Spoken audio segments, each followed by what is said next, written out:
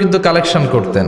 বিশ্বনবী ঈদের নামাজের পরে মহিলাদেরকে বললেন, তাসাদ্দাকনা, মদিনার মহিলারা তোমরা বেশি বেশি দান খরচ করো, কারণ মেরাজের রাতে আমি দেখেছি পুরুষদের চেয়ে তোমরা নারীরা বেশি জাহান্নামী। নারীরা বলল, কেন রাসূল, আমরা জাহান্নামী কেন, আমগো দোষ কি? বিশ্বনবী বললেন, দুই কারণে। তুকসিরনা লাআনা, তোমরা বেশি বেশি মহিলাদেরকে লানত দাও। রেগে গেলে নারীরা বলে, হেতের উপরে আল্লাহ ঠেড়া হইতো, হেতের উপরে আল্লাহর গজব হইতো, বলে না?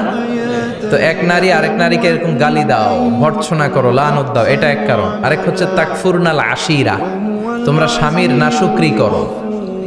মায়েরা, বোনেরা, যাদের কানে আমার মাইকের আওয়াজ যায়, স্বামীর নাশুকরি করবেন না, এটা বড় কবিরা গুনাহ।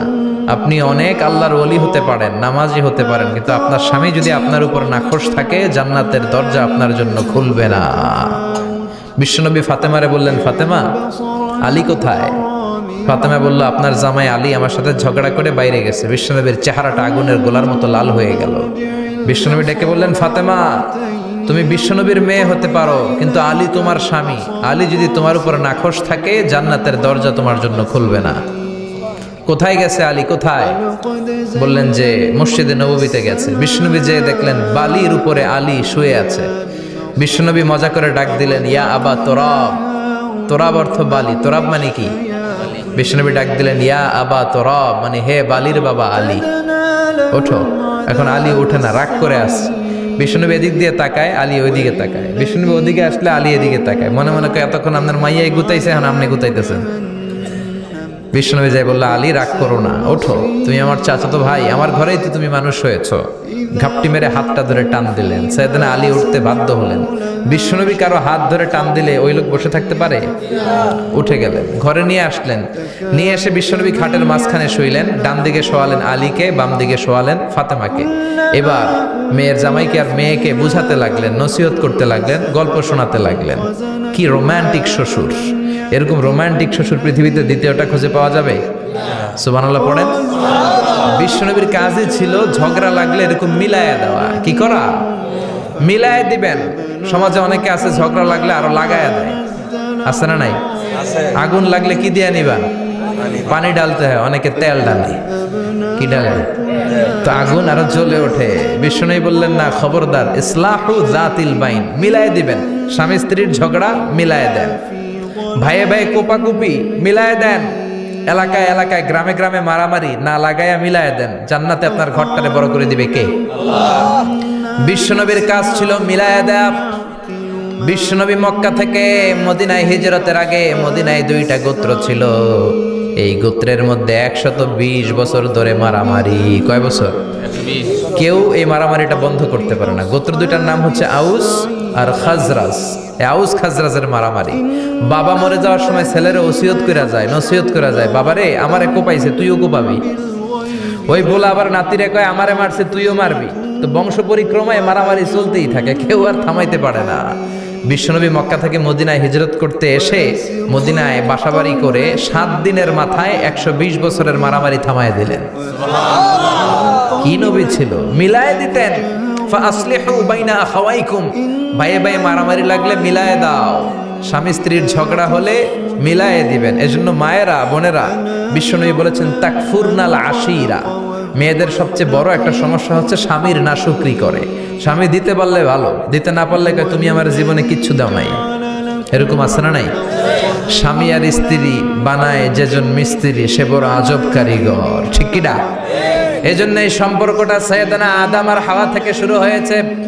কিয়ামত পর্যন্ত স্বামী আর স্ত্রীর এই সম্পর্কের মাধ্যমে গোটা বিশ্বটারে জারি রেখে দিয়েছে কে? তো এই জন্য নারীদের জন্য জান্নাতে যাওয়া সহজ, তারা যদি কিছু প্রসিডিউর মেনটেন করে। বিশ্বনবী বললেন, কোন নারী যদি 4টা কাজ করে, ওই নারীর জন্য 8টা জান্নাতের দরজা খুলে দিবে কে? আল মারআতু ইযা সাল্লাত খামসাহা সামাত শাহরাহা আতাআত বা'লাহা হাফিজাত ফুরুজাহা ফালতাদখুল মিন আইয়ি আবওয়াবিল জান্নাতি শাআত। মায়েরা ভালো করে শোনেন, যে নারী 5 ওয়াক্ত সালাত পড়বে, রমাদানের রোজা রাখবে, স্বামীর আনুগত্য করবে, লজ্জাস্থানের হেফাজত করবে, এই 4টা কাজ করলে আল্লাহ তাআলা তার জন্য 8টা জান্নাতের দরজা খুলে দিবেন। এজন্য বিশ্বনবীও কালেকশন করতেন। তো বিশ্বনবী বললেন, মহিলারা বেশি বেশি দান করো।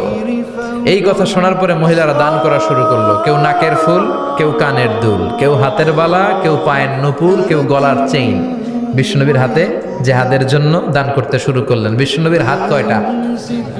একটা বলে দুইটা। তো দুই হাতে বিশ্বনবী আর কয়টা নেবেন? আর নিতে পারে না। বেলালরে বললেন, বেলাল তোমার চাদরটা নিয়ে আস। বেলাল এরকম চাদর নিয়ে ধরলেন। বিশ্বনবী কালেকশনের ওয়াজ শুরু করলেন, আর বেলাল কালেকশনের সব জিনিসপত্র গুছাতে লাগলো। কোন সুবহানাল্লাহ।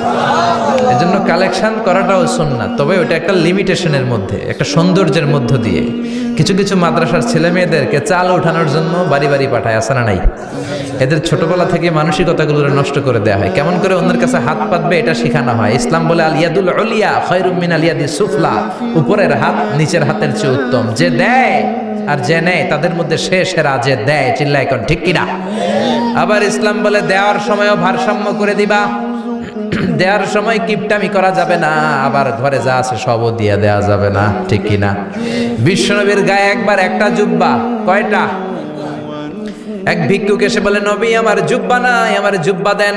দয়ার নবী, মায়ের নবী নিজের জুব্বাটা খুলে দিয়ে ওই ভিক্ষুকের হাতে তুলে দিলেন। এখন নবীর গায়ে কোনো জুব্বা নাই। বিশ্বনবী এখন ঘর থেকে বেরোতে পারে না। সাহাবারা এসে ঘরে নক করে, বিশ্বনবী বেরোতে পারে না। আল্লাহ আয়াত নাজিল করলেন, ওয়াল্লাযীনা ইযা আনফাকু লাম ইউসরিফু ওয়া লাম ইয়াকতুরু ওয়া কানা বাইনা যালিকা কওয়ামা। মুমিন বান্দাদের গুণাবলী যখন দান করে কিপটামি করবে না, আবার অপচয়ও করবে না। এই আয়াত দিয়ে আল্লাহ বুঝাতে চাইলেন, নবীরে ধমক দিলেন, ও নবী, দুইটা জামা থাকলে একটা দিতেন, তিনটা থাকলে একটা দিতেন, একটা যখন ছিল এইটা দিলেন কেন? এখন নিজে পড়বেন কি? সুবহানাল্লাহ কইবেন না? ইসলাম তো ব্যালেন্সড রে ভাই, ইসলাম ভারসাম্যপূর্ণ। ইসলামের সব বিধানগুলো আপনার সাথে স্যুট করবে, ম্যাচ করবে। এটা জীবন ঘনিষ্ঠ। ইসলামে এমন কোনো বিধান দেয়া হয় নাই যেটা আপনার খারাপ লাগবে। অন্যান্য সব ধর্মের প্রতি শ্রদ্ধা রেখেই বলি, আমার ইসলাম যে আহকাম আমাদেরকে দিয়েছে এরকম বিধান কোনো ধর্মের ভেতরে নাই। চিল্লা এখন ঠিক কিনা? হিন্দু ভাইদের প্রতি আমি শ্রদ্ধা রাখি, কারণ অনেক হিন্দু আমার মাহফিলে এসে কথা শুনে। হিন্দু ধর্মের একটা নিয়ম ছিল সতীদাহ প্রথা। স্বামী মারা গেলে ওয়াইফকেও স্বামীর সাথে বেঁধে আগুন দিয়ে জ্বালায় দাও, ছিল না নিয়মটা? রাজা রামমোহন রায় এসে এটা উঠায় দিল। হিন্দু ধর্মের একটা নিয়ম আছে, গরুর পেশাব খাওয়া লাগে, গরুর পেশাব খেতে হয়। আমরা কি পেশাব খামো গরুর? 1 কোটি টাকা দিলে? 2 কোটি? 5 কোটি? না, এটা আমাদের রুচিতে হবে না। কি সুন্দর, আমাদের রুচিতে বাদে এমন কোন নিয়ম আল্লাহ দেয় নাই। সুবহানাল্লাহ। আবার আমাদের সেলফ ডিমান্ড, আমাদের ডিজায়ার, আমাদের চাহিদা, আমাদের মননশীলতাকেও ইসলাম গুরুত্ব দিয়েছে। বিশ্বনবী বললেন, ইদা জা আল ইশা ওয়াল আশা মান ফাকদ্দিমুল আশা ক্বাবলা আল ইশা। ইসলামে রাতের নামাজকে বলে এশা, রাতের নামাজকে কি বলে? আর রাতের খাবারকে বলে আশা, কি বলে? ইসলাম বলে এশা আর আশা দুইটা যদি একসাথে আসে, এশার নামাজ রাখো, আগে আশা খাইয়া লও। সুবহানাল্লাহ। এশারও আজান হচ্ছে, গরম গরম বিরিয়ানিও চলে আসছে, কি করবেন? আগে বিরিয়ানি খেয়ে নেবেন, আগে পেটটারে ঠান্ডা করবেন। তা না হলে বিরিয়ানির প্যাকেট রেখে দিয়ে যদি নামাজ পড়েন, নামাজের মধ্যে বিরিয়ানির চিন্তা আছে না নাই? সুবহানাল্লাহ কইবেন না? কি সুন্দর ইসলাম। ইদা জা আল আশা ওয়াল ইশা ফাকদ্দিমুল আশা ক্বাবলা আল ইশা। চিল্লায়ে পড়েন সুবহানাল্লাহ। এজন্য ইসলাম আছে যেখানে আমরা আছি, কোরআন আছে যেখানে আমরা আছি। ওয়াল্লাইলু দা জামিউ